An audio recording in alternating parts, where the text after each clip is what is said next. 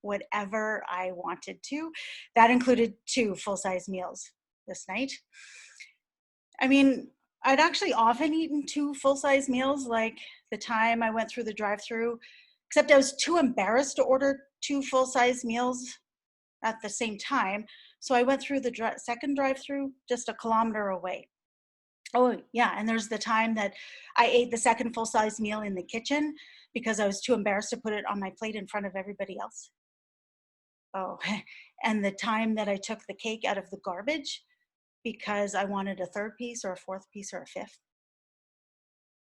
But this night, this 4-cheese ravioli night, this was different.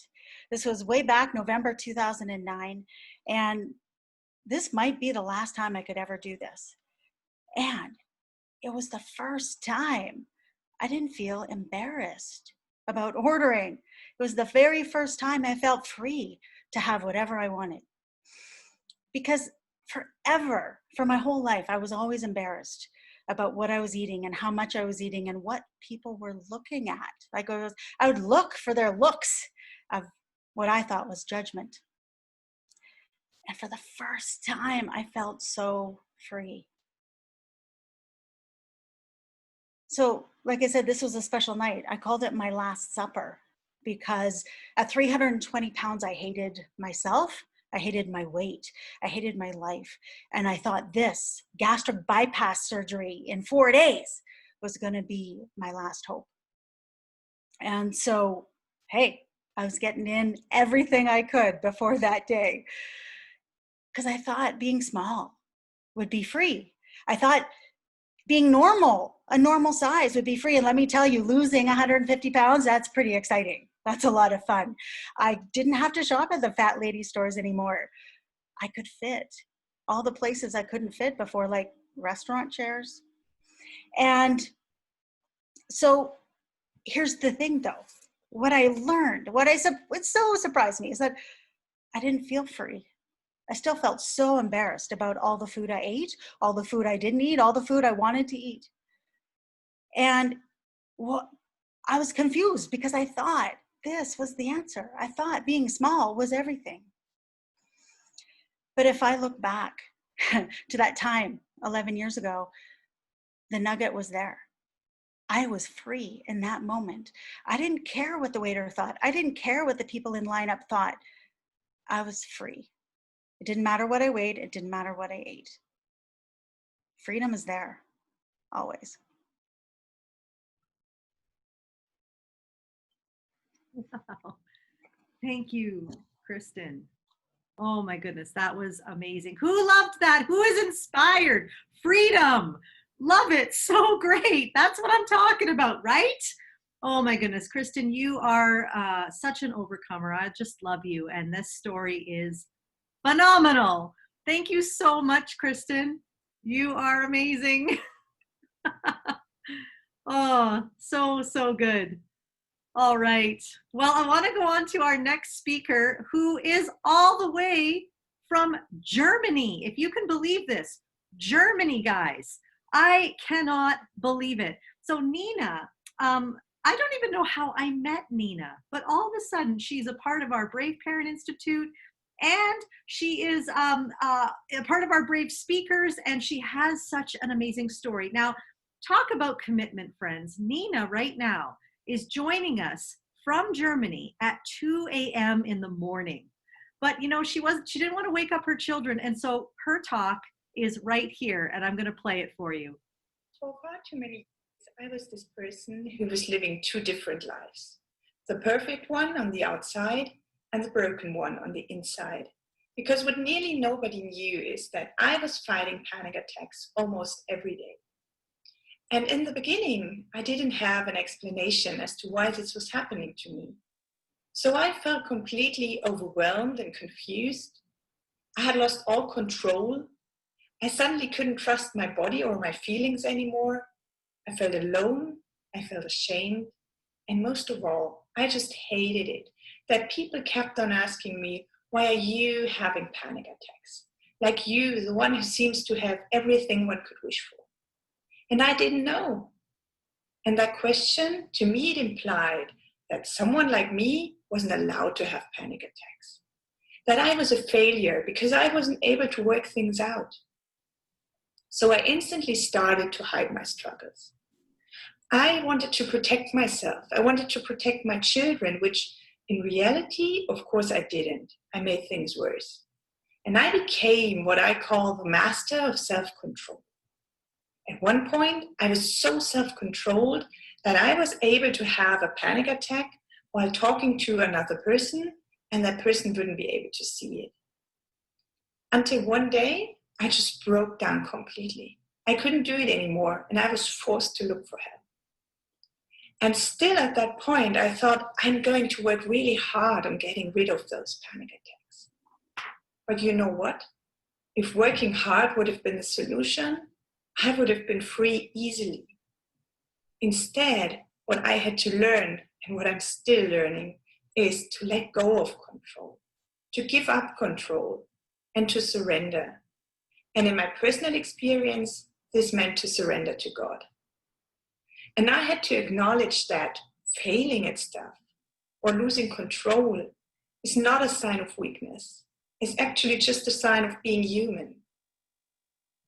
And I know that there are so many people out there struggling silently in the very same way right now. And if you are one of them, I just want to let you know that you are not alone. What you are going through is hard. Fighting panic attacks is hard, but you don't have to do it alone. I want to create a place where you feel safe and understood, and where you're welcome to open up about your struggles and your feelings, while knowing that healing is possible. Because that is something that I have experienced, and I want you to experience that too. Wow. Wow, Nina. That was amazing. Wow, let's give it up for Nina. Oh my goodness, that was amazing, Nina. We're so proud of you. And she is joining us all the way from Germany tonight. And so we're just so thankful that you're here, Nina. And just thank you for this message, especially for right now. What a time to be speaking about panic attacks. And speaking of which, I want to introduce our next speaker, which, I put these back to back for a reason. There's a lot of people who are struggling right now with anxiety, worry, and I want to introduce you to my friend Patty. Patty works for the city of Calgary, and she works in health and wellness, and yet at the same time has struggled in a way that maybe a lot of people wouldn't know if you just looked at her, because isn't she beautiful? And so I want to introduce Patty to share her inspiring story tonight. Take it away, Patty. The stakes are high. You have things to do, you have people to care for, you have responsibilities to meet. But every day you wake up and you show up even though you're exhausted. Fear and worry, they consume you, they follow you around. Most days it's hard to have even one positive. To the outside world, it appears you're fine, normal, maybe even, but to your inside world, you're not even sure you can go on one more day. For 4 years, I experienced a similar story. I showed up when I could barely get up. I showed up to get my kids to school. I said I wouldn't cry, but I showed up to go to work. I showed up to care for others. But fear and worry and panic, they followed me around everywhere. A normal day for me was getting up and having panic attack after panic attack. I lacked focus. I had no memory. I was emotional, and I lived in what I call my own personal prison. I hid it. I hid it from my coworkers, my friends, even some family members. It wasn't until I had an experience driving that I knew I needed help. This day was a day like every other day. Wake up, start to fear about every little thing constantly, constant worry, constant fear, get in my car, drive, experience panic attack after panic attack. But this day, one of those panic attacks managed to almost debilitate me. I thought I was gonna die. I called 911. They showed up. They took my vitals, and then they took me to the hospital. At the hospital, they ran a battery of tests, and at the end, the doctor said, "Mrs. Grant, there's nothing wrong with you. You're free to go." It was in that moment that I knew that I needed help and that I needed to pursue peace. I was so tired of living with fear. I was tired of it. So I was ready. So I got committed and I sought out a good community. I found a good naturopath, a great counselor, and good people that loved me and surrounded me with that love. But I did something else that was really vital to my self-care and healing. I started a daily practice of breathing, meditation, and restorative movement. We are not just a mind or a body, we are all those things. So I needed to move that into my spirit, and that's what I did. If you are tired of getting up when you can barely get up and showing up when you can barely show up, then I'm here to tell you, start now. Start right now, because it's time. Why? Because peace is your birthright. Wow, Patty. Peace is your birthright. So good, everyone. How are we feeling about that? Oh, amazing, Patty, and timely. Timely for what a lot of people are feeling right now. I'm so proud of you. Thank you for sharing this story with us. You're such a remarkable person. Thank you so much. Well, I want to introduce you all to our next speaker. This woman right here. Wow, talk about another overcomer. This woman, Roxanne. How many of you know Roxanne? She has overcome so much. She is a businesswoman, but you, again, would never guess some of the things that she has had to overcome in her life. And tonight you are going to be blown away by what she shares. Could everyone please welcome with me Roxanne? Thank you so much, Connie. Isn't it crazy what life does to us?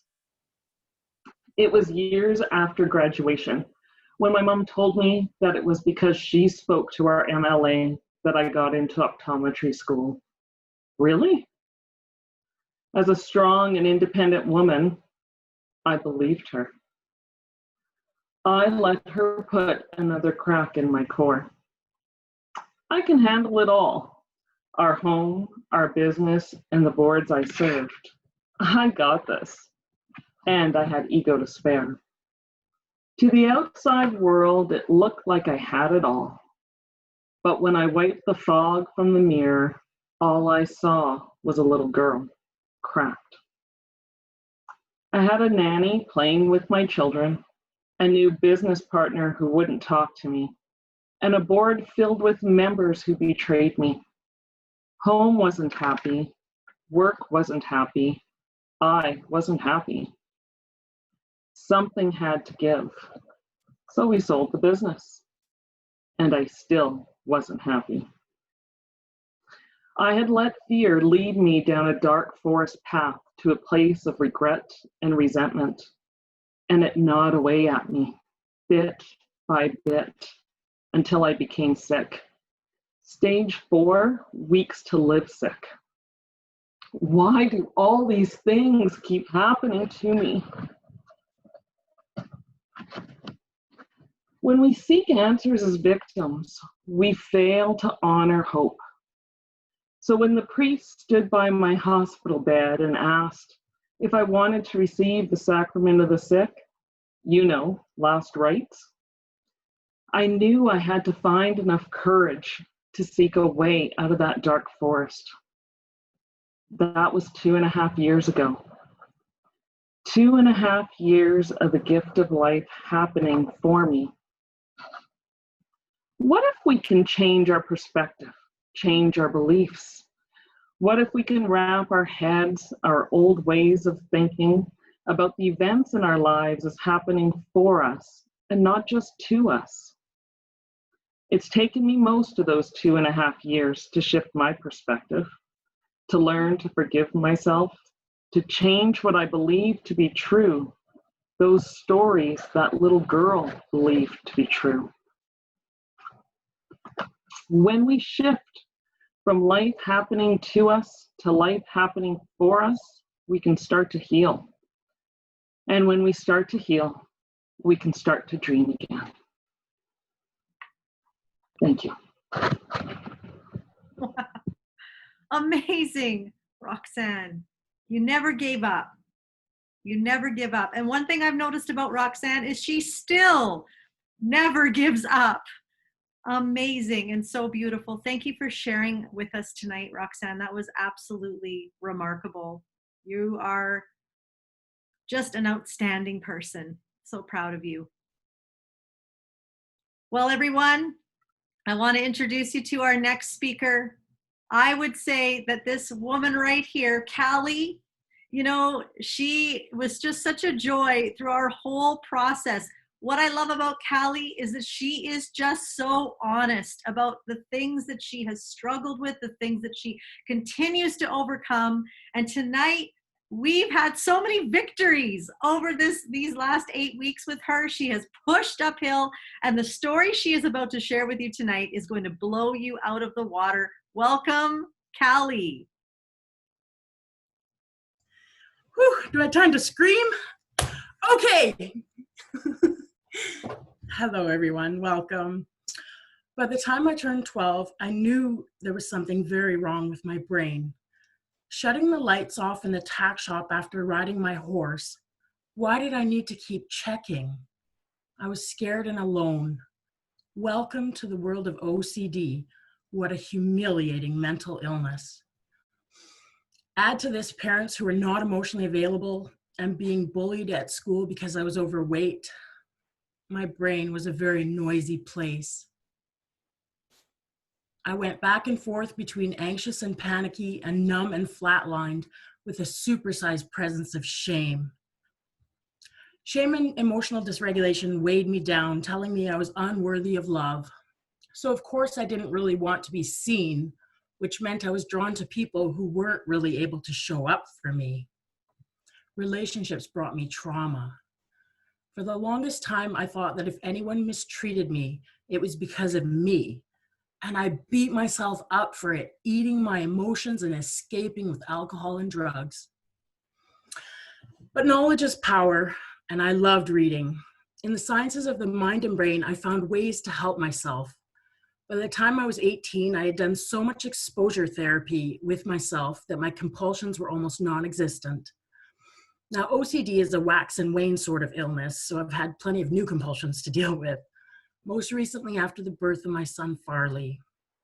He was born in respiratory distress, so I held him for maybe 20 seconds before they took him away to the nursery. When I finally arrived to hold him, as I was preparing to pick him up, throw him on the floor, invaded my brain at this very special moment. Looking back, I know I did the best I could to not pay attention to those dark thoughts and to really take in the good. There was so much good. Today, through much counseling and self-work, I am learning how to create my own safe space. I'm not there by any stretch, but I'm finding my way, finding the joy. We have so much potential to create good experiences that counteract the bad ones, friends. So I invite you to rise up and become an active operator of your own brain, your own emotional life. Better self-regulation means better co-regulation with our kids. And remember, peace in our hearts translates to peace in our homes. Peace to you. Wow. You did it, Callie! Oh, so good. And it was such a victory to get this because, you know, Callie has had so many wonderful experiences and you just wrapped this up. Yeah, peace in your heart, peace in your home. The invitation you gave us all tonight was outstanding, Callie. You're amazing. I'm so proud of you. And look at all the love in the chat. Oh, so good. So good. Oh. Well, everyone, I want to introduce you to our next speaker. This woman right here, if we were going to give an award out for the most encouraging in our brave speakers, it would go to Viola. She is the most beautiful, warm soul. And there she was, even today in our private Facebook group, just saying, I'm cheering for you all. And I thought, isn't that just so Viola? You're going to love her story. I have so enjoyed seeing her come to life. So welcome, Viola. Thank you, Connie. I see you. You are not alone. I see you when your head is down, hiding in shame. I see you when the tears are streaming down your face. I see you when you're in the corner, all alone. I feel your pain, your fear of rejection, because I was there. In my 4th grade, my family moved from one farming community to another farming community at the end of April, 2 months before the end of the school year. My new classmates didn't accept me and made fun of me. So I found myself looking and watching for the new students coming into the school at the beginning of every school year, only to have them move one by one, move away. In my 8th grade, my friend informed me that she might be moving away too. My heart sank. But it didn't happen right away. So I was quite taken back when I found out one day after the last class of the day, about the middle of the class, that when she hadn't showed up for school that day and came in, that it was for real. Well, I just burst into tears. I was feeling so alone again. All I ever wanted was to have one friend.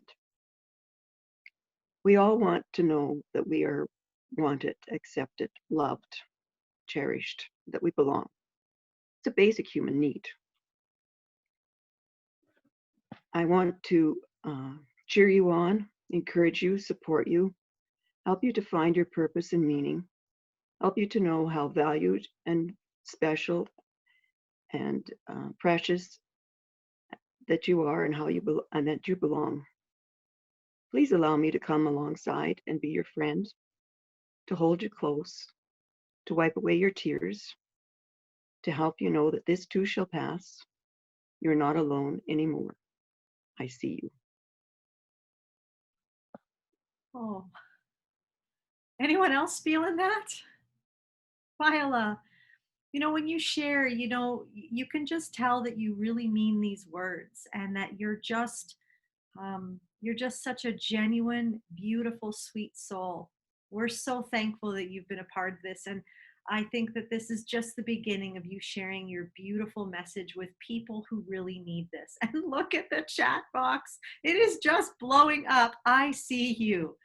Yeah, who does not want to hear that? Thank you so much, Viola. You are a beautiful soul.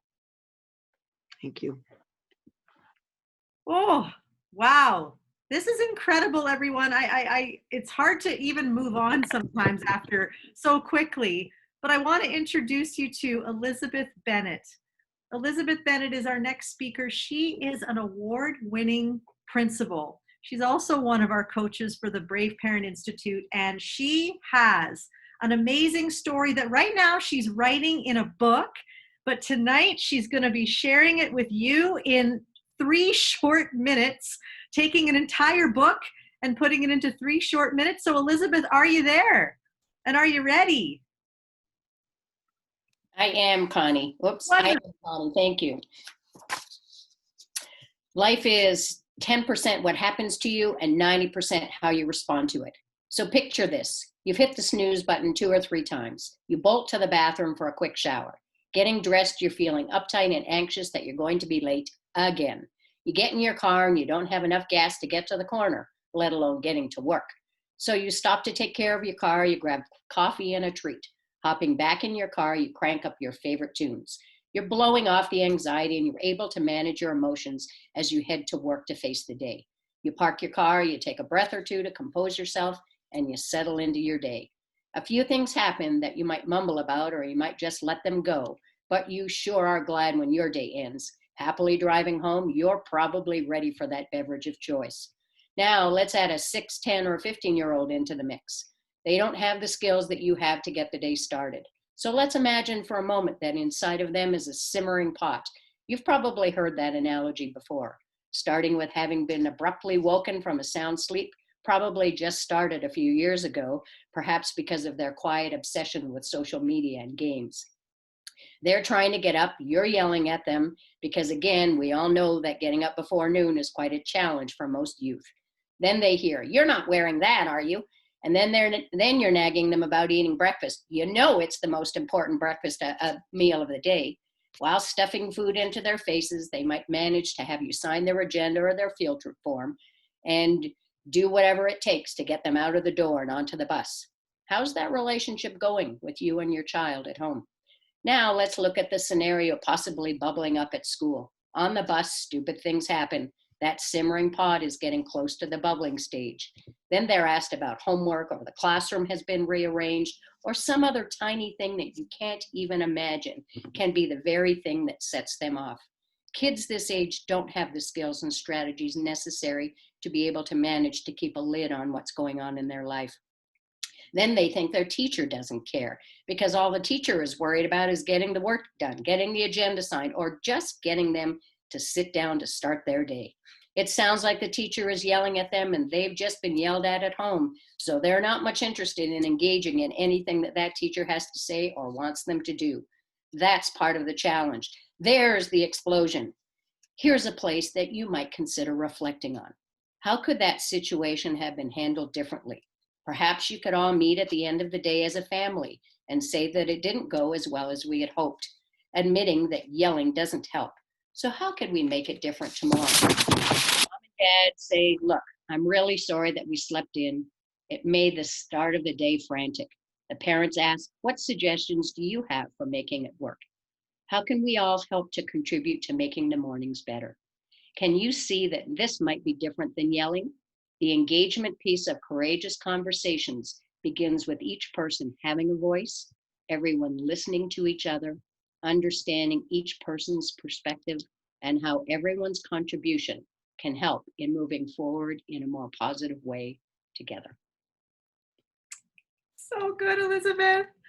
I love, somebody wrote down the system doesn't work. How do we fix it? I'm like, don't worry, Elizabeth's on it.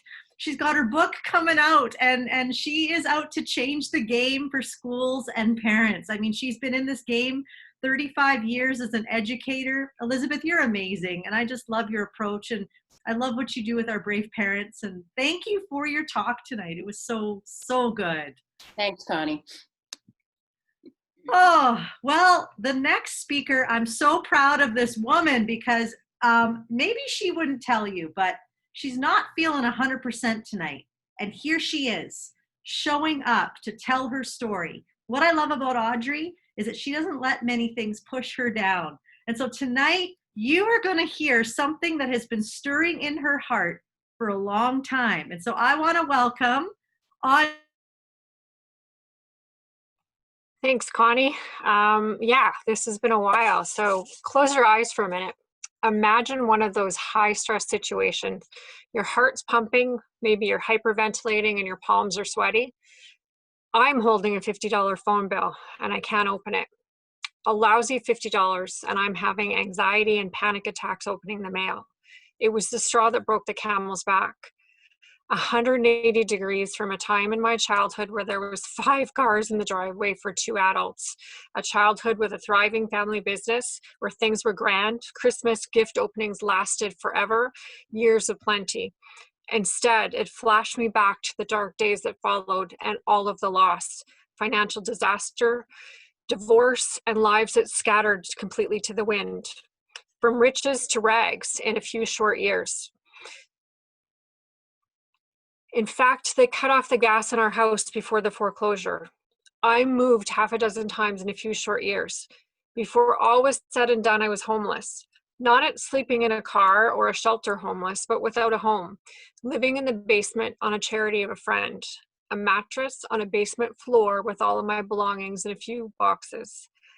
That envelope to me was overwhelming anxiety, all wrapped up neatly for someone who has spent 20 years building a successful financial planning practice. The unbelievable irony. Now, to be fair, my business was facing some obstacles, but we weren't going to lose everything. My rational brain knew that. It knows bank balances, it knows savings, it knows that we're a two-income family. If I could have caught my breath, it might have recognized that regardless of what business threw at me, we'd be fine. Unfortunately, my rational brain never got a word in edgewise. Fear, anxiety, panic completely took over. Logic, reason, and rational thought were banished and nowhere to be found. So how does a financial planner with lots of experience and a comfortable life hit that wall? The reality is I understand on a fundamental level what flat broke feels like, and there's not a chance I ever want to go back. So self-preservation and life support functions were screaming danger signs. When my business felt vulnerable and unpredictable, I couldn't hunker down to fight. I did a flight into flashbacks and I collapsed in fear, anxiety, and depression, and I could barely function. With help, I was able to recognize that the fear had taken over far too many decisions. When all of the pieces were laid out, I was able to see that it had been driving decisions about all kinds of things for decades. For me, the fear and risk aversion had controlled me and kept me from numerous incredible opportunities throughout my life. And it was time to take that control back. So where are things now? There's no panic over a $50 phone bill, unless it happens to be the overage charges on my teenager's cell phone bill, and that's an entirely different issue. That's the best way to end. That was the best way to end. Anyone else? Feel her on that one. Yes. Audrey, that was so amazing. And I really love your message because it's so needed. There are so many people who are struggling financially. They get the same panic when they get that $50 bill, and you're here to give them hope. And not only that, but you know, this is what Audrey does for a living. So shout outs to Audrey and her business even. Thank you so much for being so honest and real, Audrey, and for being here tonight, pushing through the hard. You are amazing. Well, I want to introduce our next speaker. This is Laura, and I have known Laura for a while, and let me tell you, another real encourager, somebody who loves people, genuinely, somebody in the world loves people, and that is Laura. And so I want to welcome you, Laura, tonight to share your talk. We're so excited you're here.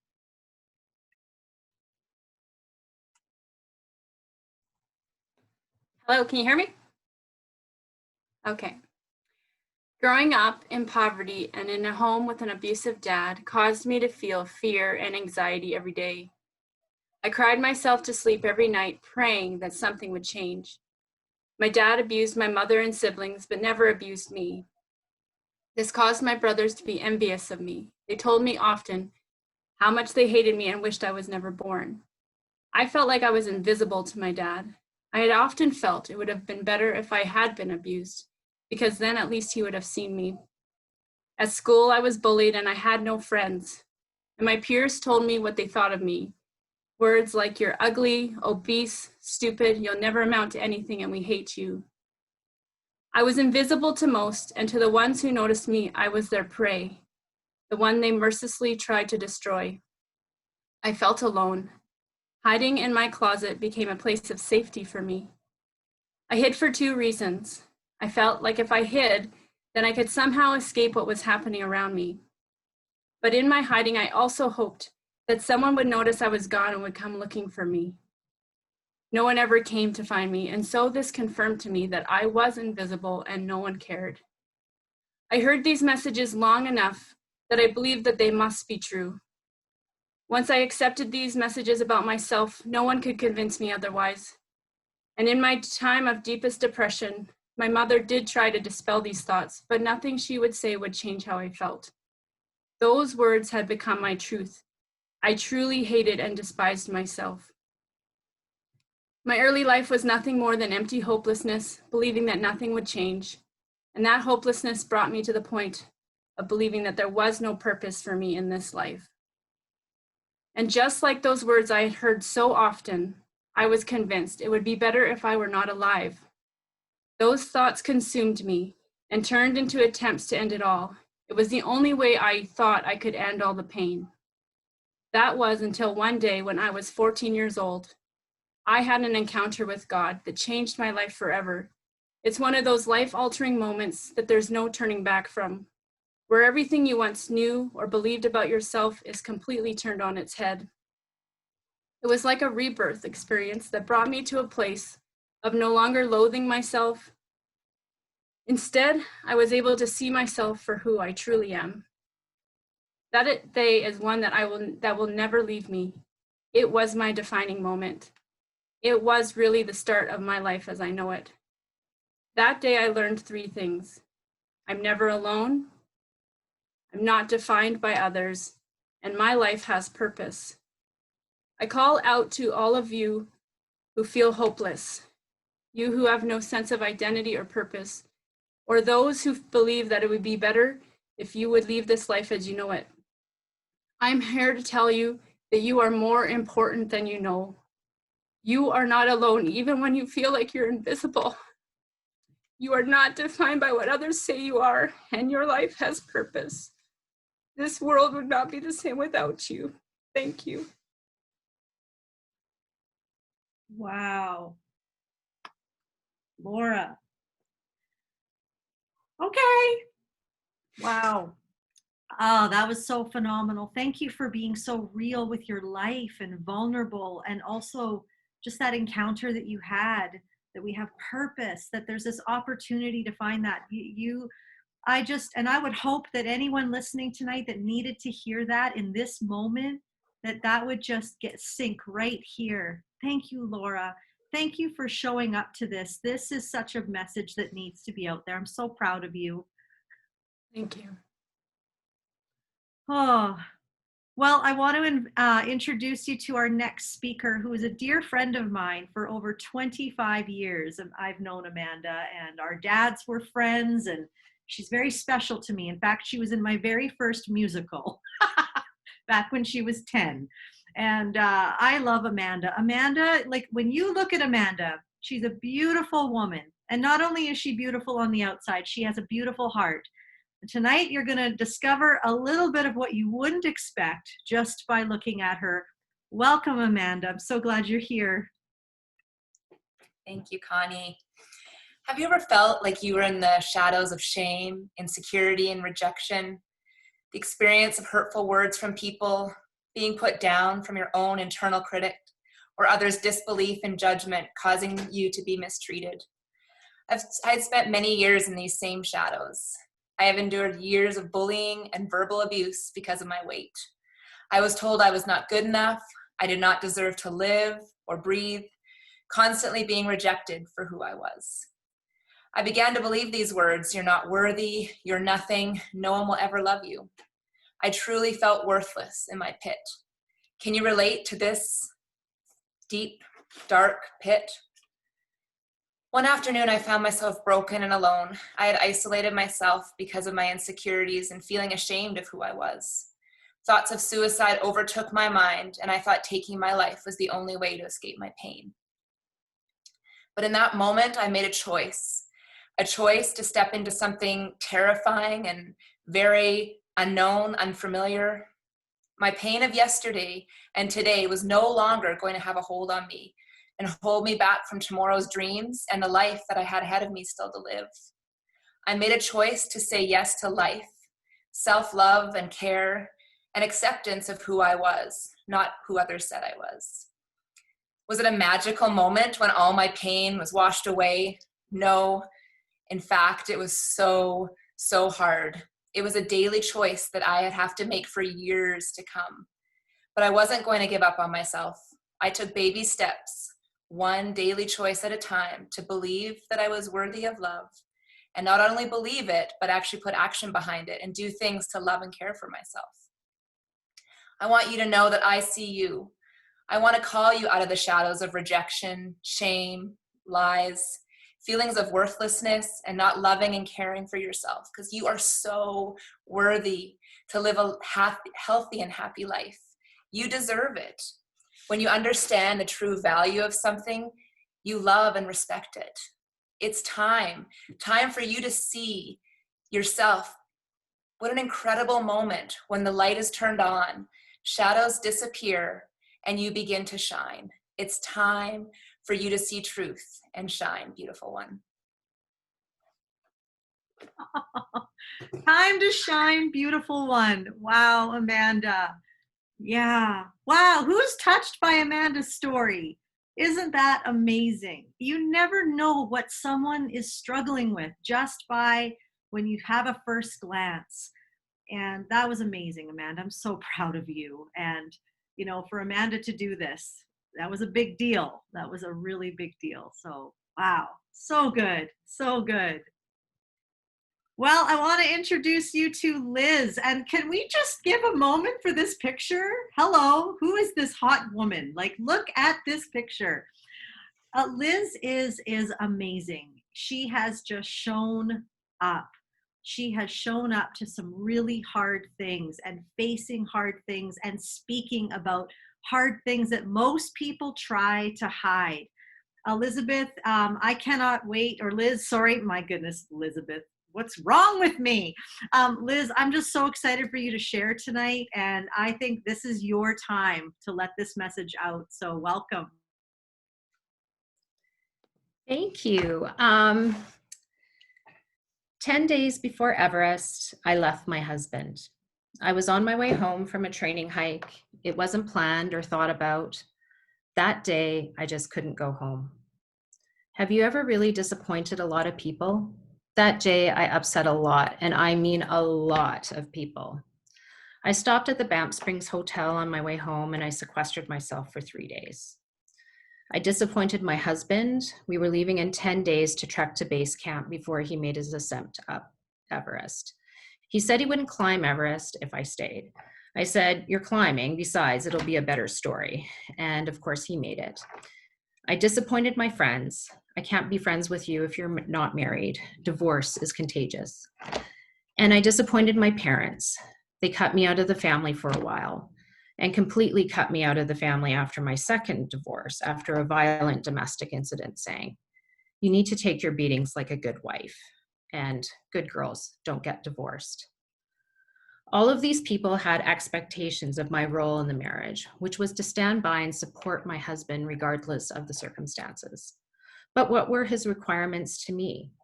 In my first marriage of over 15 years, he required me to be a certain weight, stating he would leave me if I ever got fat. He called me fat after I had our first child. After our second child, though, I smartened up and I was a swimsuit model 6 weeks postpartum. It was pretty sick, though.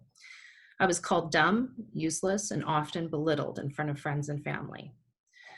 Sometimes we often end up in situations where we're expected to remain regardless of the circumstances. It may be cruel remarks, an occasional hit, or disrespectful actions.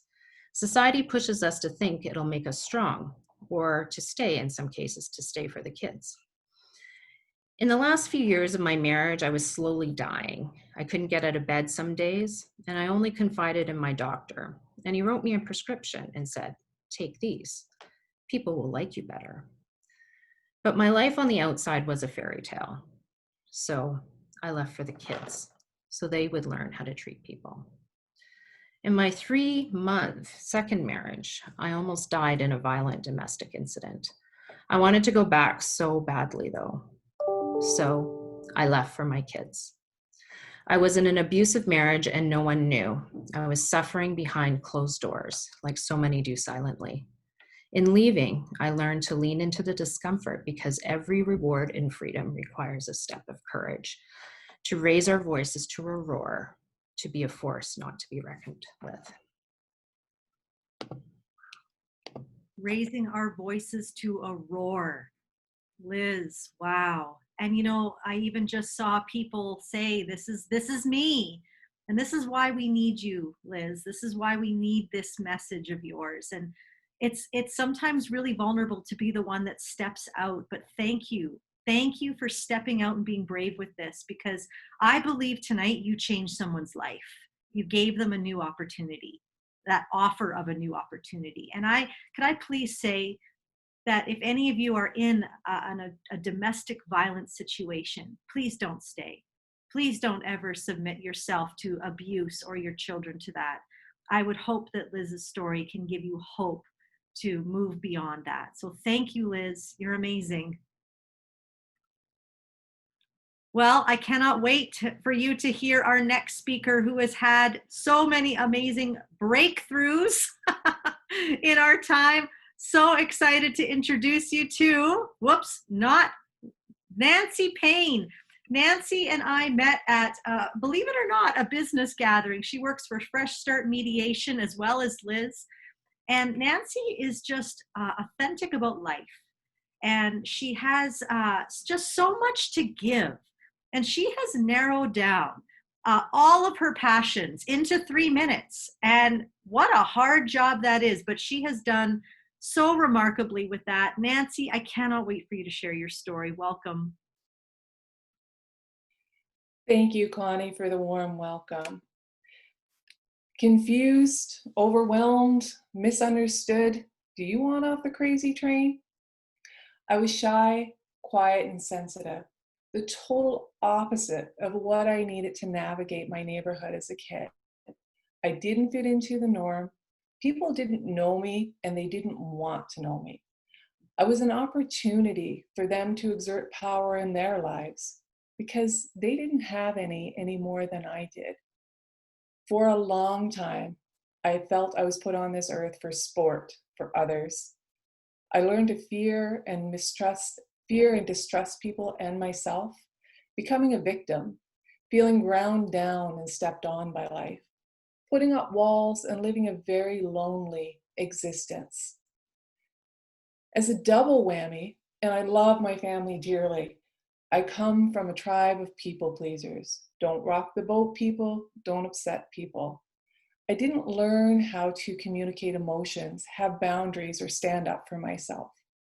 Let's just say being misunderstood created an internal world of confusion and feeling overwhelmed. I believe the most damage came from being disconnected within myself. Being in the turmoil of my inner world was too painful. Then add the external demands of life, work, finances, other people, and their needs, wants, and opinions. How does one survive the onslaught? How to maintain sanity, be productive, God forbid, successful even. It's like living wide open with no protection and just being slammed again and again and again. Avoiding conflict and hiding away didn't help ease the personal suffering. I didn't understand it, and I couldn't escape it because it lived inside me, and to a certain degree it still does. I was confused in relationships and in communication. When I spoke, it's like, am I speaking a different language here? People just didn't seem to get what I was saying. And people loved me because I took all the blame and responsibility in situations. I was so easily manipulated and talked into and out of things. It's like having absolutely no control over yourself, the outcomes in your life or others. When I was 30, a coworker gave me the book called The Power of Now, and a whole new world opened up for me, giving me a new path to follow, a new philosophy, and a new way to live my life. It began my 20-year road of self-healing and self-discovery. It gave me hope, courage, and healing. My goal is to be happy and whole, to have clarity and peace, and to help others do the same. There is so much healing in group and tribe, and thank you for teaching me that, Connie. Let's clear a path and find personal clarity and inner peace. Let's take back our personal power. Thank you. Yes, let's take that back, Nancy. So good. How many of you feel empowered by this story? Going from a people-pleasing person, who can relate to Nancy? I've got my hand up. And Yes, so good. Oh, Nancy, you just gave us all permission tonight. That's what you did. You set us free with your words. So good. I'm so proud of you. Oh, can we just take a moment? You know, we're at the very middle of our storytellers. And how's everyone doing? I mean, this is a lot, isn't it? Like, we're hearing some really deep, deep stories, and they can be triggering. And I just want to say that if anyone is feeling anything, if anything is coming up for you, say just whatever it is, I want to let you know that we are here. That I have a wonderful counselor that I can refer you to. If anything comes up tonight that you feel you need extra help, our Brave Parent Institute is here to help. We have a counselor, we have coaches. If you're not a parent, reach out to me, because I can refer people to you as well. But don't do this alone. I hope that that's something that you're hearing tonight. And one of the reasons why we are doing this, one of the reasons why we are sharing stories, it's not just about sharing stories. This is actual mental health work. When we share our stories, when we can make sense of our own stories, it means that other people can find hope in theirs. How powerful is that? So tonight is so much more about just hearing some inspiration. We are literally declaring war on the tsunami of mental health issues that they're saying are going to happen because of all of the things with COVID. Not today, friends, not today. We are creating culture right here. And with that, I want to introduce you to our next speaker. This woman here I have loads of respect for. This is Sally King. She is an author of the new book, In Search of Serenity. This book is phenomenal. She is one of the coaches of our Brave Parent Institute. This woman is changing culture because she is calling out things that need to be called out. Sally, I'm so excited that you're here.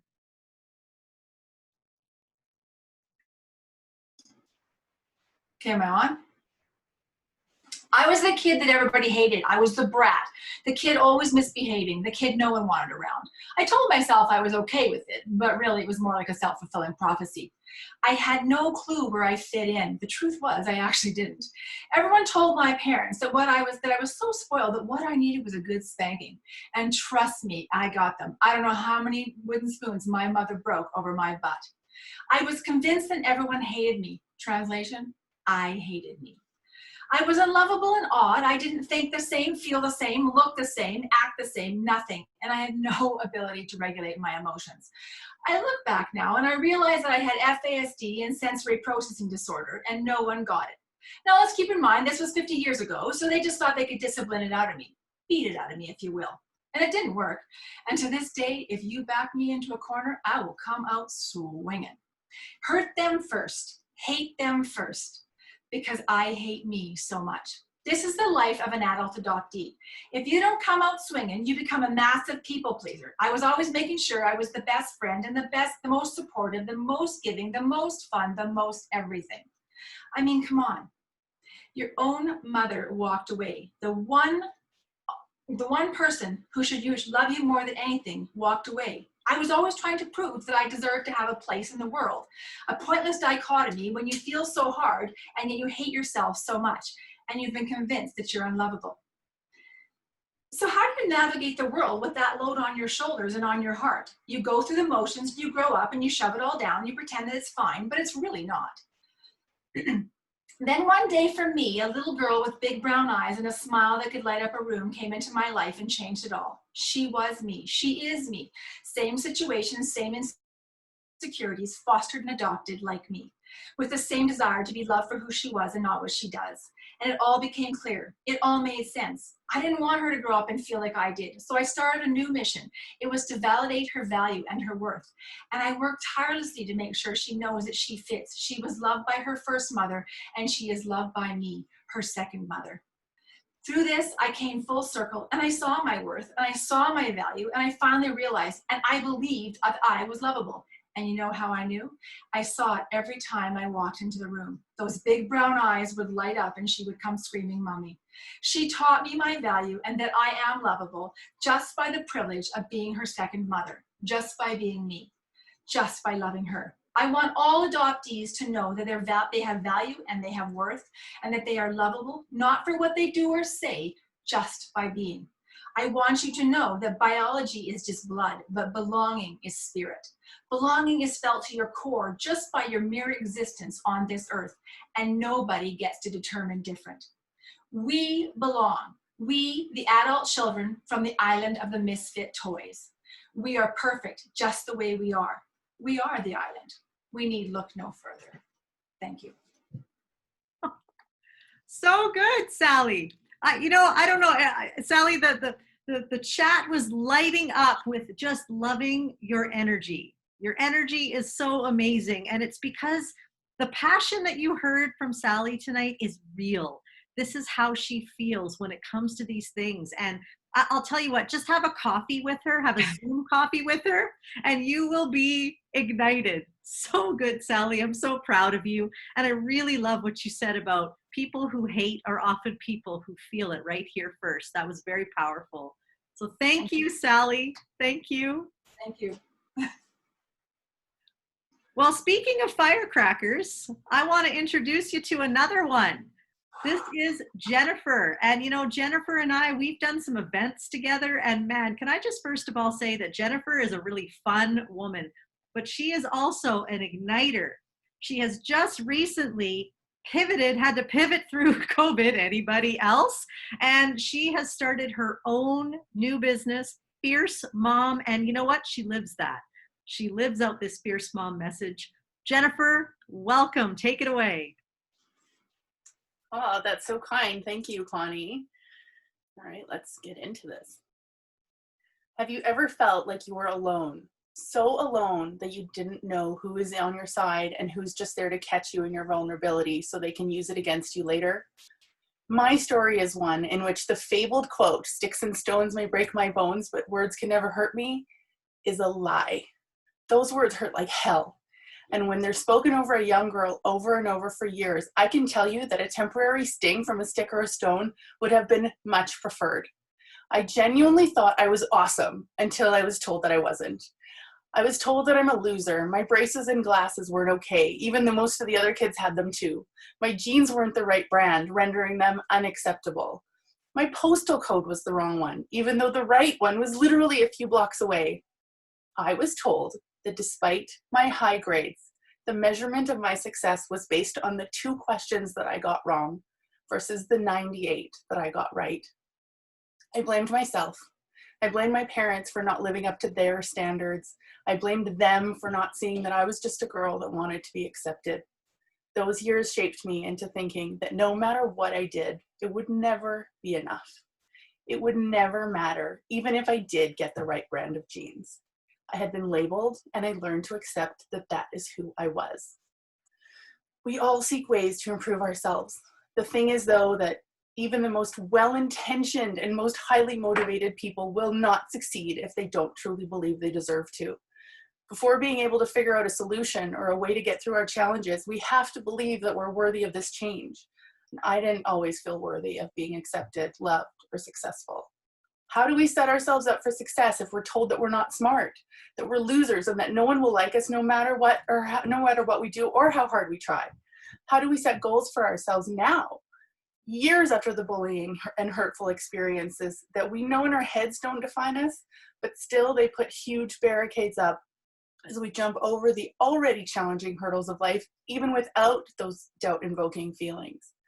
Having spent countless hours learning about limiting beliefs, practicing replacing them with the truth about who I really am, and not only pushing through the BS barriers, but blowing them up as I pass them so they never come back, I've become my true self.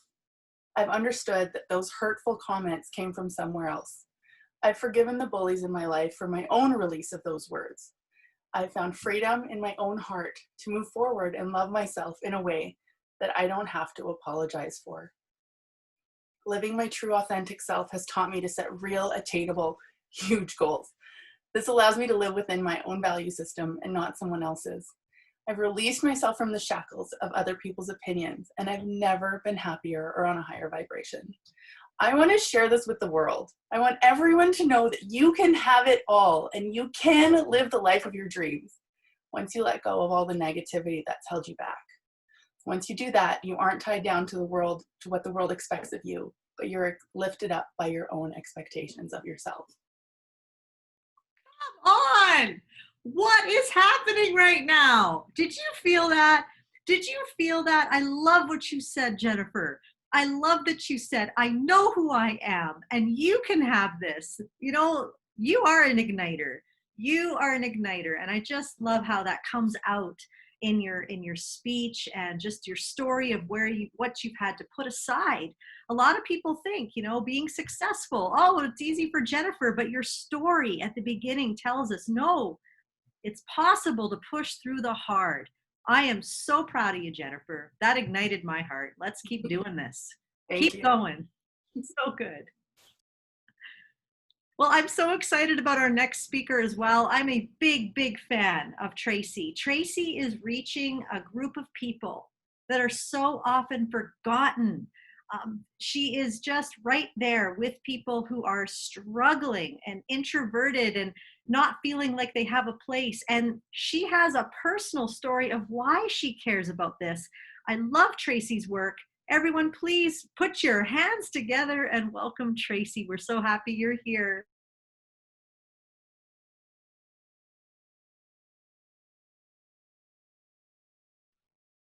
Oh, I think you just need to unmute, Tracy. There we go. I did my last year of high school without one single friend. I walked through the halls invisible. I sat in my classes invisible. I had no one to eat lunch with. I was introverted, brimming to the top with shame. Shame because I was different. Shame because I would freeze up at even the thought of talking.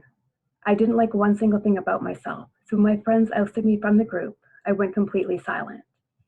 You see, I had been told in subtle and not so subtle ways I was defective because I was quiet. The worst question you can ask an introvert is, why are you so quiet? Because we take this question and translate it to, what's wrong with you? Why can't you be like everyone else? So when my friends ignored me, I was completely devastated. This wasn't the first time I had no friends. I had no fight left in me and I was merely existing. I had no words to describe the overwhelming pain I was in. Lunchtime was the worst. This was way before iPhone, so I had to somehow occupy myself in the busy halls, seeing everyone with friends, everyone with a place to be. It felt like everyone belonged but me. So I would sit in front of my locker, open up my binder, and pretend to do schoolwork. Pretend that I wasn't really there, and hope that no one would notice me, and hope that I wasn't ignored. I was so confused and overwhelmed. And no one noticed. No one noticed. The teachers didn't. None of the other kids did. And my mom never noticed, or at least didn't bring it up. She never asked me what happened with my friends. I think she was worried it would make me more upset to talk about it. I really think she had good intentions, but the result was that I had to go through this on my own. And as introverts, we can do this thing where we're so full of terrible emotions and it barely shows. So I looked fine, maybe a bit sad, but no real indicator for how bad I was doing. Now, I'm not being entirely truthful when I say no one saw me. Brian McGregor did. Brian McGregor was my manager at Kentucky Fried Chicken. He was a funny, sarcastic man who really loved his job. He never once commented on how quiet I was. He never once said I should talk more. And he never ignored me. He would ask me questions directly. He would tease me in a friendly, safe way, and held me accountable when I called in sick, when I wasn't sick. Brian saw me, and I could tell that he liked who I was. Whether or not he knew it, Brian found a way in. Brian was able to get past my silence without shaming me for it. Now imagine if your quiet teen felt this way, invisible, struggling to connect with friends, feeling defective, feeling alone. And imagine that you can change this. Imagine that you can help your quiet teen feel good about who they are. When we like who we are, life is so much better. And as much as it was helpful that Brian saw me, who I really needed to see me was my mom. So here's my message to the parents of introverted teens. Find the way in. They need you to find the way in. Thank you. Wow. Find a way in. You know, those words really speak so true. Oh, who's feeling that? And that somebody saw you, Tracy. What does that do when we see others, especially the quiet ones, especially the ones who aren't just out there? This is so good. And I want to let you know that Tracy has just released an online course for parents of introverted teens, because it's the introverted teens that we worry about right now, especially through quarantine. If they're in junior high or high school and now they're away from their classmates. And so I want to invite you to a free webinar that we're doing actually this Wednesday. Tracy is going to be explaining what her online course is about. It's very timely, and what she has to offer is so important.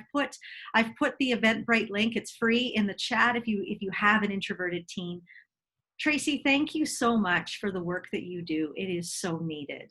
I'm so proud of you too for showing up tonight and giving it like you did. It was amazing. Thank you, Connie.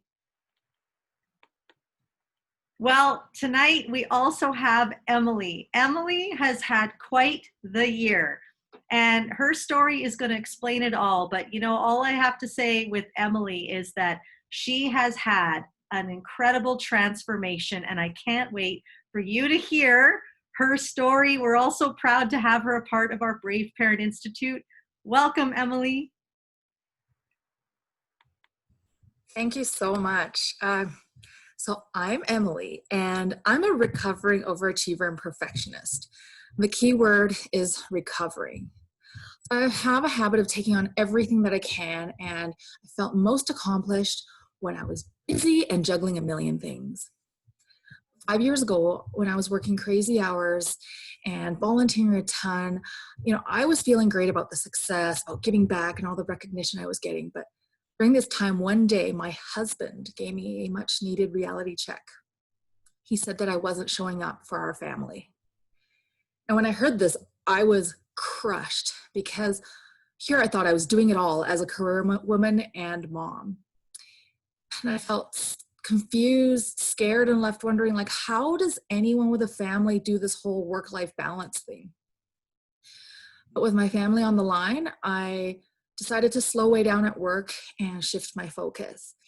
And I started paying attention to books and people who are challenging this notion of perfectionism that I once held so dear, and people who talked about being good enough. And this concept of good enough was really bizarre to me. I mean, who wants to just aim for mediocrity? But then I started seeing that the people who accepted good enough were actually happier. And so I gave it a shot, and I became what I call a good enough mom. Now, this didn't mean being a careless parent, but it meant letting go of unrealistic expectations of myself and my kids. It meant not stressing out if the kids didn't have time to tame their crazy hair before leaving for school. And you know what? It felt awesome. But I wasn't quite able to apply this concept to other parts of my life. So being a recovering overachiever and perfectionist meant that last year, my deeply ingrained habits, some intense work pressures, and finally a major injury just led me to complete overwhelm, and then burnout, and finally depression and anxiety. So I took a break from work to heal myself and my family, because now both were in jeopardy. And during this break, I asked myself if my way of operating was actually serving me or harming me. And the answer was obvious. And so I decided a few important things. I am done wearing busyness as a badge of honor. I've decided that my worth is not in all the things that I do, but in who I am. And who I am is good enough. I'm done trying to do it all alone. I'm surrounding myself with community, and I feel so grateful to have the village that I have. And I'm starting to actually ask friends and family more for help without thinking that I'm weak and totally inadequate. So I'm still on this journey to let go of perfectionism and to accept good enough in, more parts of my life. It's really hard, but my health and my family's well-being are worth it. And if you're like me, I just want to remind you that yours are worth it too. And all of corporate Calgary, are you listening? Oh, that was so, so good. You know, Bonnie, just the work that I do with our wellness company, Wellness Innovate, I see you everywhere. And I think that your message right now, this message is really important and key for business and people who are just wanting something more. And you had some power statements in your talk. And I noticed that people were writing them in the chat. I'm just so proud of you. And, you know, you're on a new journey. And I think this is just the beginning. Emily, I'm so proud of you. Thank you. Well, I want to introduce our next speaker, this lovely lady here. This is Bonnie, everyone. Bonnie is just a sweet, genuine, authentic soul. She shows up fully her. And when she shows up, she gives everyone else permission to feel like they can be fully them. And I'm just so proud of you, Bonnie. Bonnie is, well, you know what? She's just a really unique soul. And I cannot wait for you to hear her story tonight. Go ahead, Bonnie.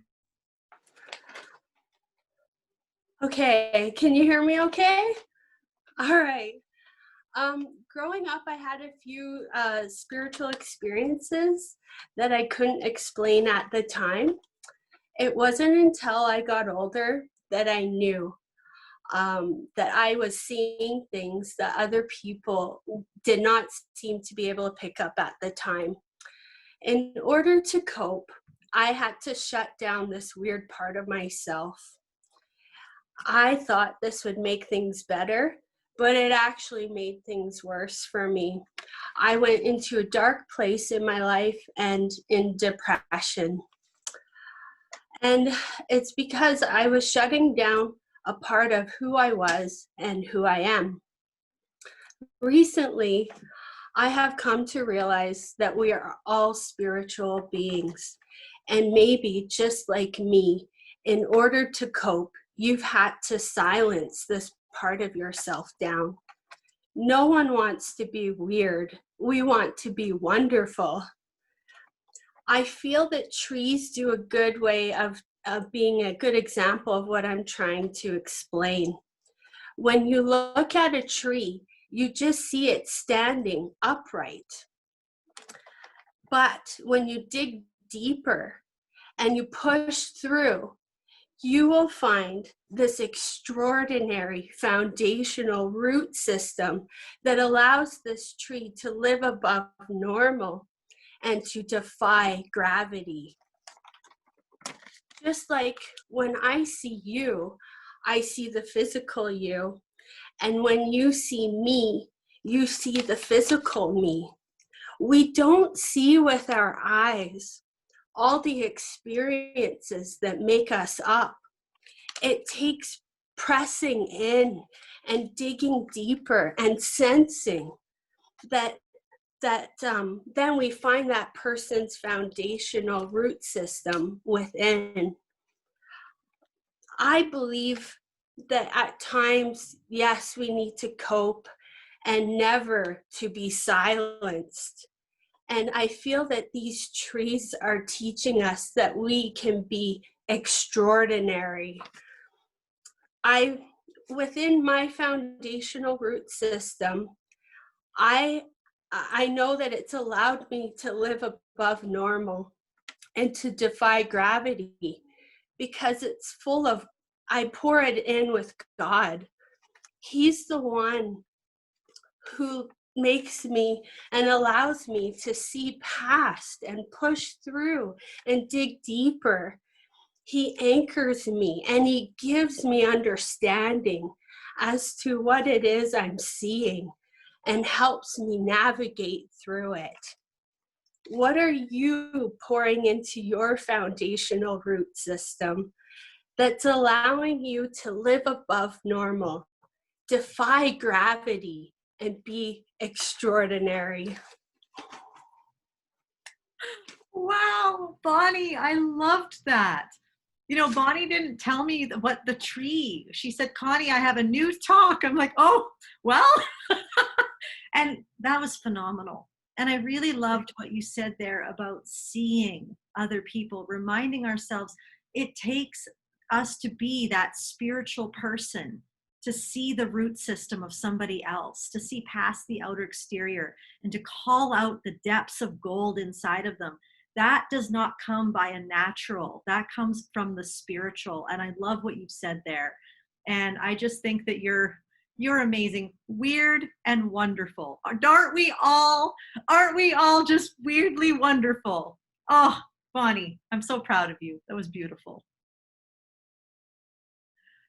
Well, I'm excited to introduce you to our next speaker.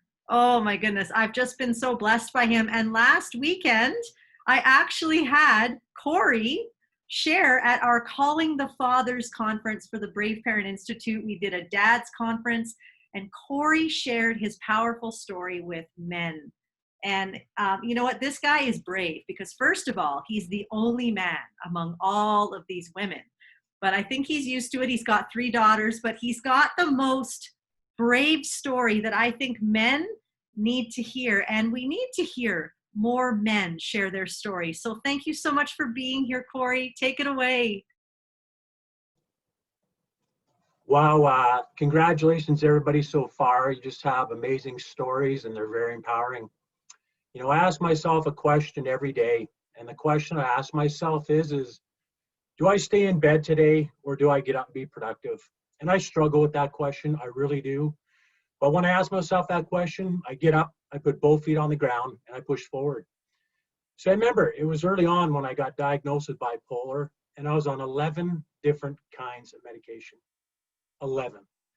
And I can't begin to tell you what my body felt like, but it was like, hey, here's one pill, and then I take that pill, and like, oh, you're having a reaction, then take this pill, and then you got to take another pill to counteract that one. So yeah, 11 different kinds of medication.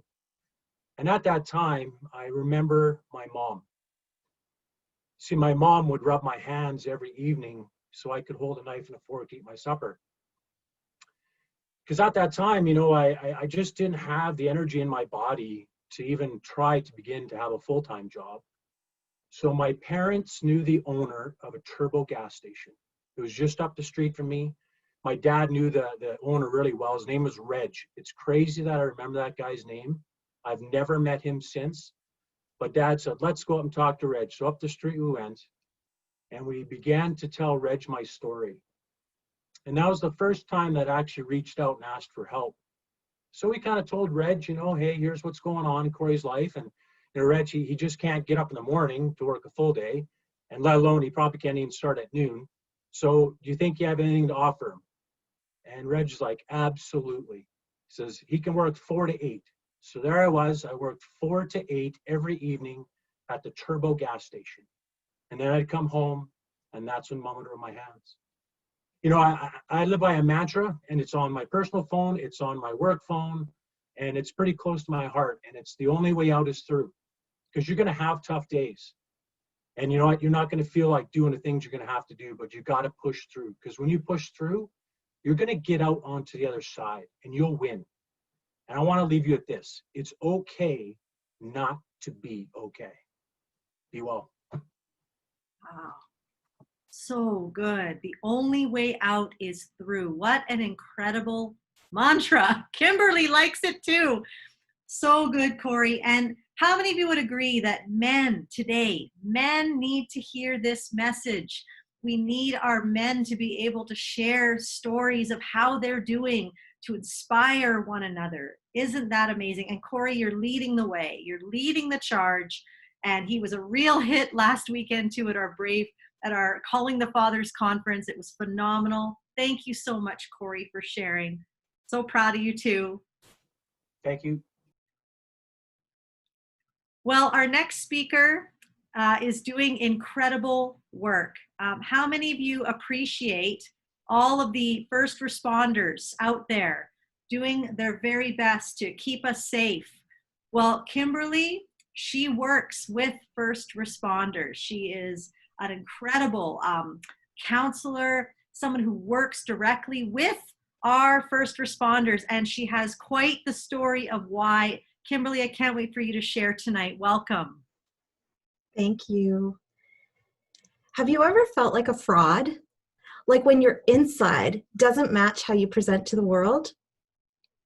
As a mental health professional, I knew the right things. I was guiding my clients through their struggles, knowing full well I felt like I was failing. It began in a moment when I was looking at family pictures and my young child said, "Mommy, why don't you smile anymore?" This was a moment that changed everything. At the time, I was a stay-at-home mom, homeschooling our children, working part-time as a social worker around my first responders' work schedule. My husband, a homicide detective with an operational stress injury, and I was experiencing secondary trauma. I was exhausted, dragging myself to get through a day. I was lonely and disconnected in my marriage. I started isolating and emotional eating. Maybe you can relate. I was knee-deep in shame.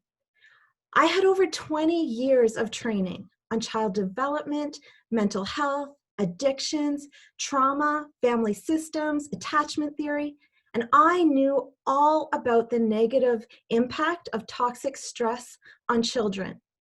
And my children were experiencing toxic stress in my home. In the past, I have been contracted to complete assessments to approve or deny prospective parents for adoption. We even passed one of those assessments years prior when we became foster parents. I remember the deep shame, thinking I would never pass one of these assessments now. I felt like a fraud. I remember feeling not good enough. My young child's words called me to action. I had a choice to continue feeling the way I was or to get my smile back. When I did the work on myself, I saw the ripple effect in my family. Getting healthy myself was the best thing I could do to impact my marriage and my children. I believe healthy parents develop healthy kids. If I can work on myself and get my smile back, so can you. And now I walk alongside first responder families to call them to thrive. When you thrive, so will your family. Thank you. Outstanding, Kim. I love your message so much because this is what we see in anyone that's working in mental health. We see, the strong career, we see the evidence-based work, and on the inside things are dying. It's not good because the pressure is there, and you are raising a new standard of saying, no, I gotta focus here, I gotta focus at home, and then it can ripple out. You are a culture shifter. I just see so much opportunity for you to make a huge difference, especially right now when first responders are so needed. So thank you, Kim, for your work, and being so brave with your story. It was remarkable. So proud of you. Thank you, Connie. Well, I'm excited to introduce you all to Colleen. I actually met Colleen through speaking at a youth camp, and her adopted son was there, and he is an incredible rapper, which makes me wonder if he got those skills from Colleen. I don't know, but it's possible. Colleen has an incredible story, and she calls me to be generous and to love people more and more, and I can't wait to hear your story tonight. Colleen, welcome. Thank you, Connie, and thank you, Brave Tribe. You guys are amazing, and thank you, Connie, for bringing us into this and giving us the opportunity. So, our family and I got to bring unconditional love to the table, embracing a son we adopted. Moment by moment, day by day, year after year, we kept offering our hearts, but our love was met with rage, disbelief, confusion, manipulation, threats, and cruelty. But God encouraged us, and He equipped us, and He surrounded us with incredible and amazing support that helped us touch a heart and change a life. When I was little, I loved reading, and I had incredible mentors in my life. And a book that reflected the heart of my mentors was Little Men. It opened my eyes to really see the lost and the angry and the hurting children in the world. It touched my heart. And it really made me want to engage, to be involved, to do something, to make a difference, to impact. From falling in love with my neighbor's son, to opening a day home, to doing crisis and emergency respite, I saw the collateral impact of pouring into the lives of children. It ignited a fire that fueled my passion to love more, to give more, to commit more. How could I hold on to what I had, to my nice, cushy life, when others needed it so much? So we adopted. We adopted an 11-year-old boy, making the decision to have my life matter to more than me. Changed a heart, changed a number of families, it changed community. Actually, it's changed a number of communities, looking back now, and it broke generational cycles of destruction. It breathed life and hope. It breathed purpose. It breathed freedom. Having that great of an impact, that is a legacy worth leaving. To see the value of investing our wealth and our lives in people is to see the world the way God intended it to be. So who can you invest in today? Who can you invest in? And you know, honestly, I have to say, Colleen, I've seen you live this life for years now. And I'm just, what you have said here, like, talk about someone who shows up when it's hard and loves someone who's not always lovable. I've watched you do this. I'm just so proud of you. And your message is so needed in a world that's all about me, mine, and scarcity. And I'm going to hold my stuff here. And here's Colleen coming with her culture shifting message saying, actually, no, it's about more than me. Thank you for being so brave. Well, I want to introduce you to another world changer. This is Marnie. Marnie is an activist about something called pandas, which I had never heard of, ashamedly. And I've just been so educated by Marnie's advocacy, and there's a personal reason why she is an advocate. And so, Marnie, welcome in the name of Richard. Here you are. Welcome.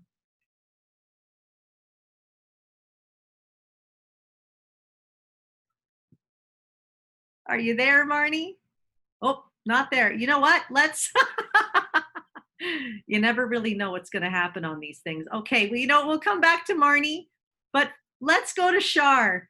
Guys, this is my friend Shar. Shar has been a big part of my life for many, many years. In fact, many of the pictures, the headshots that you've seen tonight have been from her photography company.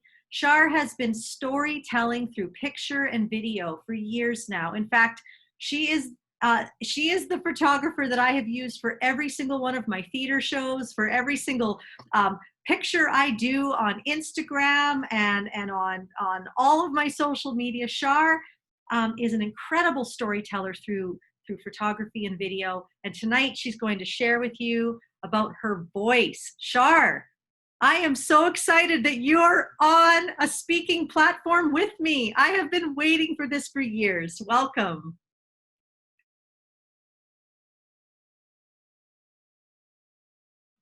You just got to unmute, Shar. Thank you. Talk about losing your voice. I lost my voice in a toxic relationship to my former husband. We met when I was 16, married at 26, and separated when I was 33. And during that time, my voice slowly faded away. It faded away to someone who was struggling himself with his own emotions. It faded away to manipulation, belittling, jokes made at my expense. Hey, listen, even sometimes I laughed. I was part of the problem. But to be honest, most days what it actually felt like was, you know, when you're trying to hold back tears and your voice and you're like literally it tightens and constricts and you get that lump. That's now what? generally how I felt each day. Should be good. Oh, should we do? Oh, I'm seeing Marnie. Does that matter? Oh, okay. I'll just keep going. That's generally how I felt most days. So we continued to co-parent. I was able to stand into my circumstances some of the time, but I actually was not able still to stand and speak up for myself. I continued to bow down to the manipulation until one day, when it made sense to do so and it was safe, I stopped all communication. Ironically, that's the day I got my voice back. I got my voice back by saying nothing at all. I was no longer in the trap of defending myself. I found the freedom in my voice that I forgot I had. This experience actually taught me a great deal, and it taught me the weight of a word, the value of a word. So because of that, I choose to use my words to build and encourage myself and others, to speak truth and to speak hope. I got my voice back. You know how I know that I got it back? Whether I choose to speak up or whether I choose to not say something because it might not be helpful. I never get that feeling in my throat anymore. My voice is restored, and I plan to use it for good. And I want to thank you for listening to my voice tonight. It means more than you know. Yes, yes, your voice has been restored. And that line, I got my voice back by not having to say anything at all.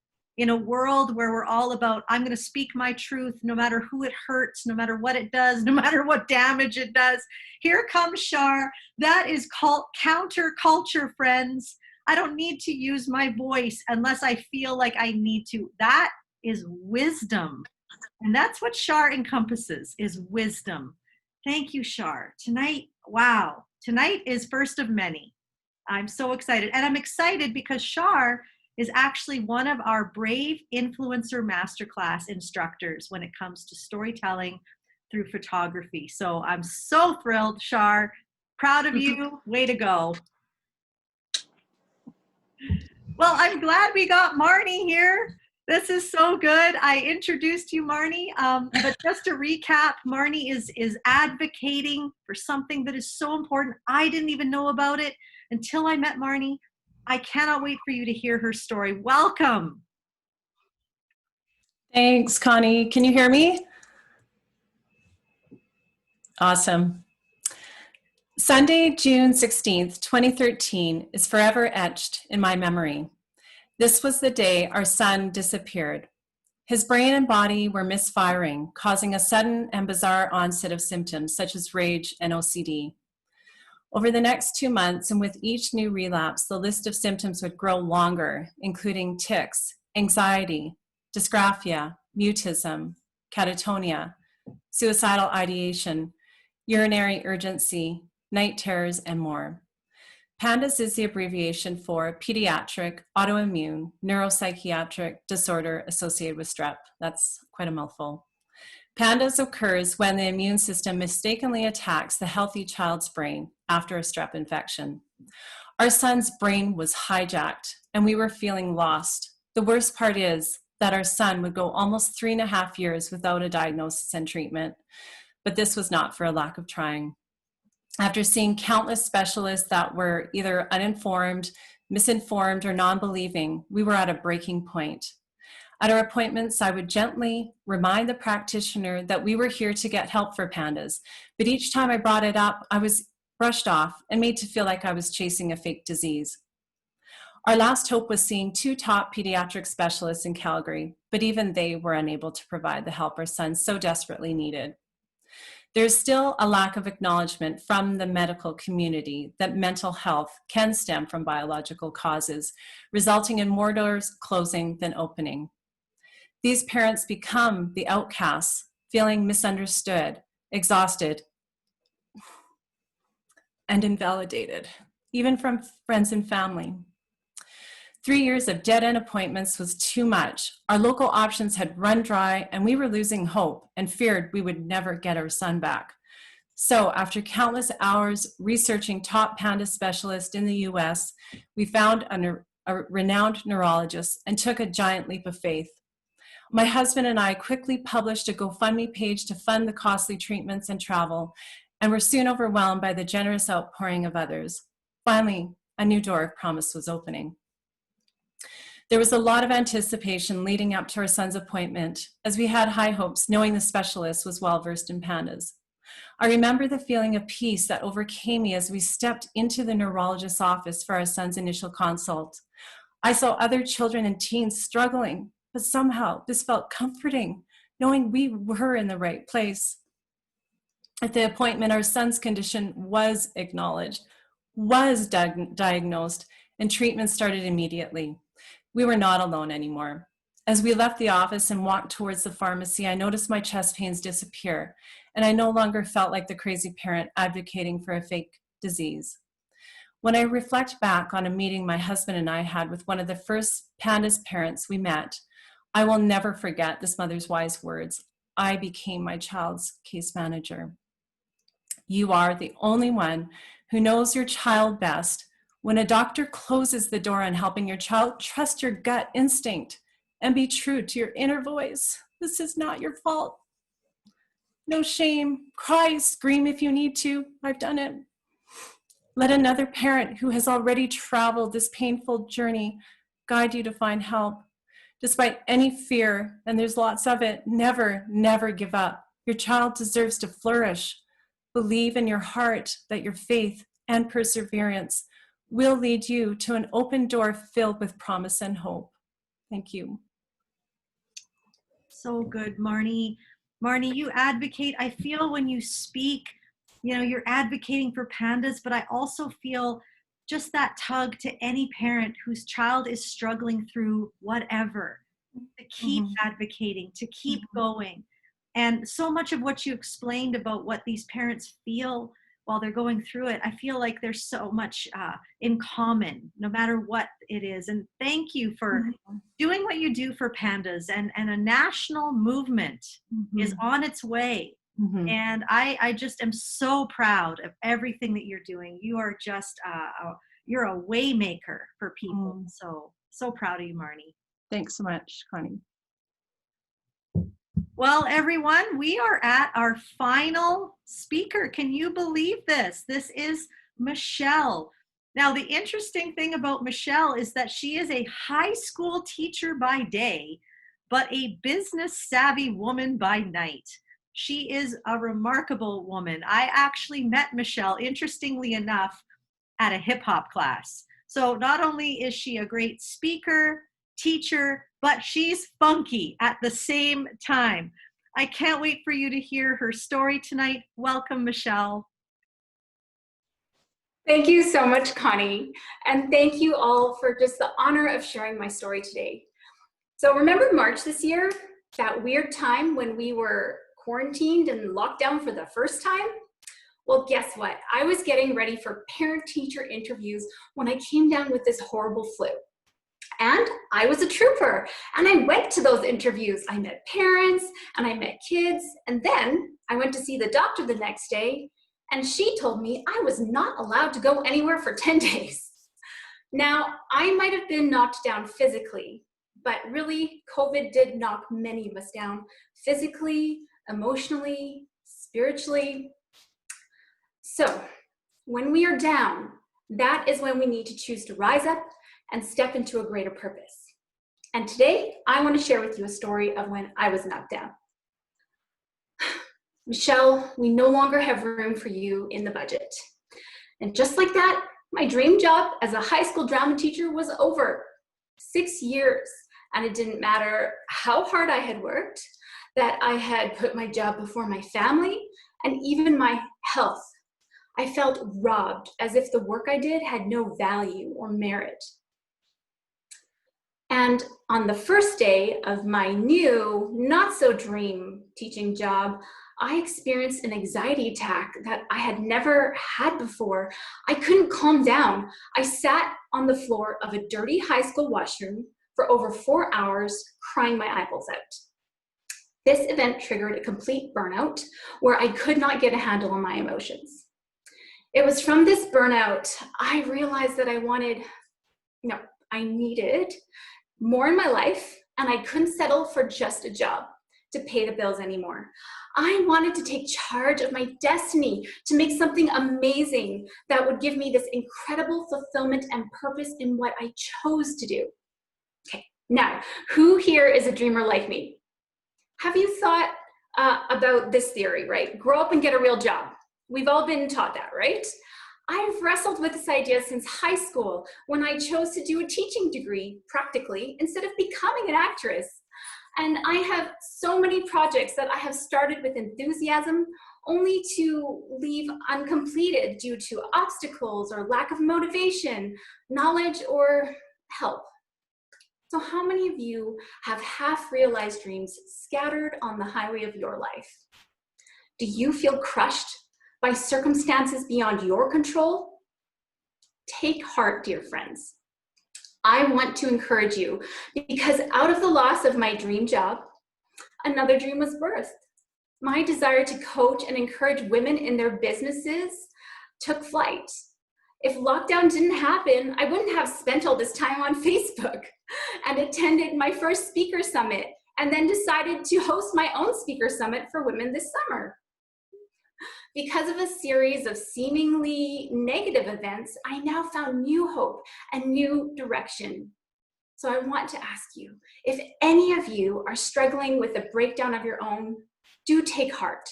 You too can rise up from the most challenging of circumstances and find new hope and new purpose for your lives. You have been created to do good works and good things with your life. So rise up above your circumstances. Thank you for the privilege of sharing with you today, and may God bless you as you rise up in your life, in your purpose, and in your dreams. Thanks so much. Woo! The doorbell rang.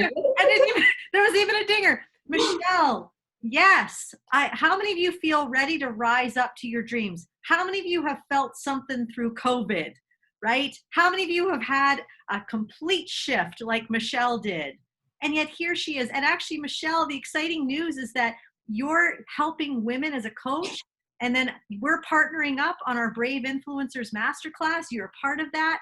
You know, a lot of the things that happened this year, you know, as bad as they are, they have shifted people in areas that needed to be shifted. So thank you, Michelle, for bringing hope there again for us. And I want to remind everyone here tonight, I want to remind you that crisis is never a time to back down. In fact, crisis is the time to dream. Crisis is the time where we actually can rise up. Heroes rise in crisis. And what do you rise with? When you've got nothing left and all you're doing is dreaming from the dirt, what do you rise up with? Well, you rise up with your story, because your story is like a sword. Your story cuts through all the junk that's inhibiting you and other people. And so I want to invite you to be the next speaker here, right here on this platform. I want to invite you to be a part of our Brave Speaker Masterclass coming up in the new year, because maybe tonight you've been sitting there going, wait a minute, I have a story. I have a story that's burning inside of me, but I don't think I could be like any of these people. I don't think I could speak the way they spoke. Can I just say that the majority of everyone who spoke tonight did not start out brave? How many of you speakers would agree? Who would say, yep, I started off scared out of my boots. I didn't know if this could happen or not for me. And you know what the secret is? Do you want me to tell you what the secret is to actually being able to speak with confidence? Do you want to know where it actually comes from? Everybody, I want to know. Do you want to know? Do you want me to tell you? Do you want me to tell you? Who wants me to tell you where all the confidence comes from? Does it come from the best training? Where does this come from? Well, it comes from tribe. Bravery happens in tribe. And you know what made everything so possible for everyone here is that we did this together. We journeyed for 8 weeks as a tribe. Everyone spoke into one another's life. Everybody affirmed one another. I have a very specific process that I bring people through. If you want Toastmasters, Toastmasters is one way. But if you want to find brave, if you want to find your culture shifting story that's already inside of you, then Brave Tribe could be for you. Now, if you're interested, I'm having an event this Wednesday night. This Wednesday night, I just put the Eventbrite in the chat, where I'm going to be giving the 3 secrets to dreaming through the pandemic, because so many are finding that this actually is igniting their real purpose. Like Emily. Emily's the one I can think of right off the top of my head. This is the year to dream. Dreams happen because you know why? Because when everybody else is running the other way, scared out of their minds and hiding, this is the chance to run. This is the chance to dream. This is the chance to advocate. This is the chance to make a difference in somebody else's life. And as we've experienced tonight with our speakers, when people tell their story, freedom happens for others. How many of you have experienced freedom tonight? I know I've sensed it. I have felt so free as people have spoken. And so I want you to be there if that's you. I want to conclude our night with the mantra that we started with our Brave Tribe at the very beginning of our 8-week masterclass. This is the mantra we started with, and I would like to speak it over you. I am brave. I will use my voice even when it's shaking, because my story shifts culture. When I wake up, the devil shakes. I am an overcomer. I will no longer make myself small just to fit, because I see opportunities where others see obstacles. I am a rebel. I celebrate others' wins without jealousy or comparison, and I overcome opposition with grace. I dream. I loosen the shackles of fear to step into the unknown. I invade the impossible with curiosity and joy, because I know who I am. And if that burned in your heart, if you're like, oh, I feel like that's me, then I want you to come Wednesday night. I'm going to post the link one more time in the chat. And I just want to say thank you, everyone, for being here. Thank you, everyone, for showing up tonight and supporting your friends and your family. And again, brave speakers, you are so brave. And we are all so proud of you. Thank you for your vulnerability. Thank you for showing up and sharing a deep part of yourself. And you are so amazing. Thank you again, everyone. Thank you for coming. Have a wonderful evening and stay hopeful, because there's a lot more hope out there than we can see. So spread hope, tell your story, get it out there, because the world needs it. Thank you so much, everyone.